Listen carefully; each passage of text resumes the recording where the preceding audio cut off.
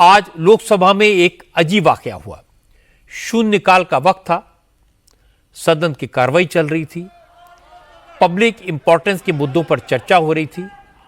इस बीच अचानक स्पीकर ओम बिरला ने सबको चुप कराया और विपक्ष के नेता राहुल गांधी से कहा कि वो सदन के नियम कायदों का ध्यान रखें और सदन की मर्यादा के मुताबिक व्यवहार करें।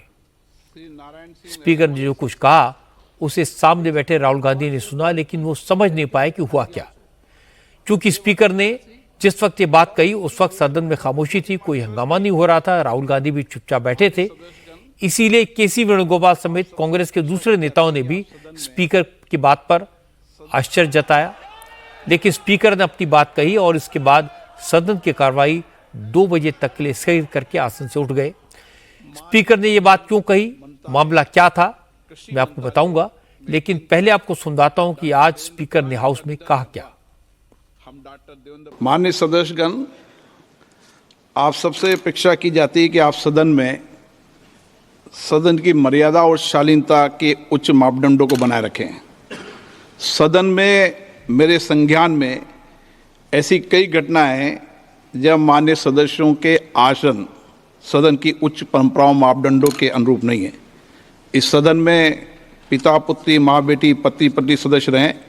इस परिप्रेक्ष्य में मेरा नेता परिपक्ष से अपेक्षा है कि लोकसभा प्रक्रिया का संचालन नियम 349 के वर्णित सभा में पालनीय नियमों के अनुरूप सदन में आचरण व्यवहार करें, जो सदन की मर्यादा और प्रतिष्ठा के अनुरूप रहना चाहिए। मैं पुनः आग्रह करता हूं, इस सदन में विशेष रूप से प्रतिपक्ष के नेता से तो ये अपेक्षा की जाती है कि वो आचरण रखें।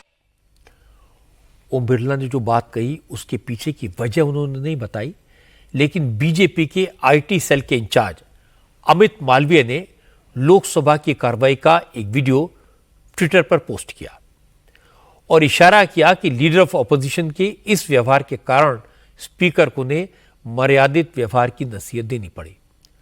अमित मालवीय ने जो वीडियो पोस्ट किया है उसमें दिख रहा है कि राहुल गांधी सदन में आते हैं तो अपनी सीट पर जाने से पहले तीसरी रो में बैठी अपनी बहन प्रियंका को देखकर रुक जाते हैं, प्रियंका गांधी को विश करते हैं, बहन के गाल पर हाथ लगाते हैं और आगे बढ़ जाते हैं। अमित मालवीय को लगता है कि स्पीकर ने राहुल को इसी व्यवहार के कारण टोका। हालांकि ओम बिरला ने राहुल को नसीहत दी, उसके बाद राहुल जवाब देने के लिए खड़े हुए, लेकिन वो कुछ बोल पाते इससे पहले ही स्पीकर ने कार्रवाई स्थगित कर दी। तो राहुल ने सदन के बाहर आकर स्पीकर के कमेंट पर नाराजगी जाहिर की।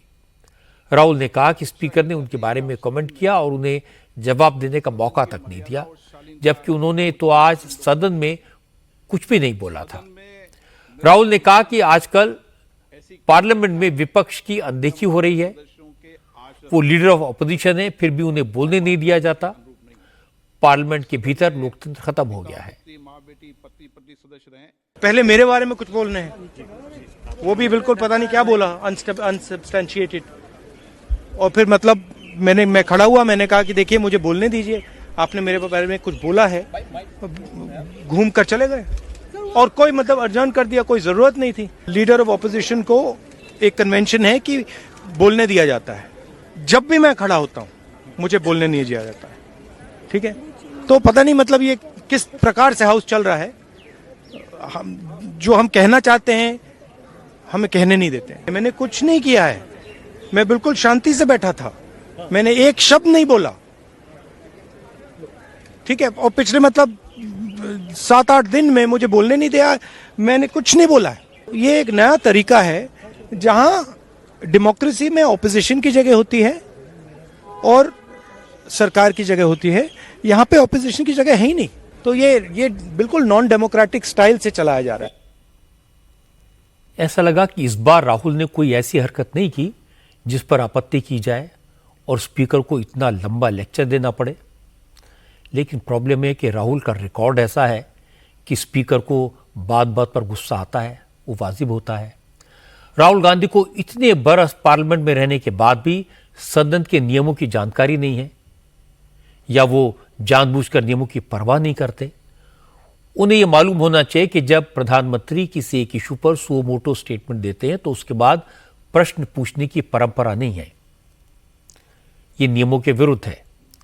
नेता विपक्ष होने का मतलब यह नहीं हो जाता कि आप जो चाहे करें, जब चाहे बोलें, जब चाहे सदन में बातें करते रहें और जब चाहे गायब हो जाएं।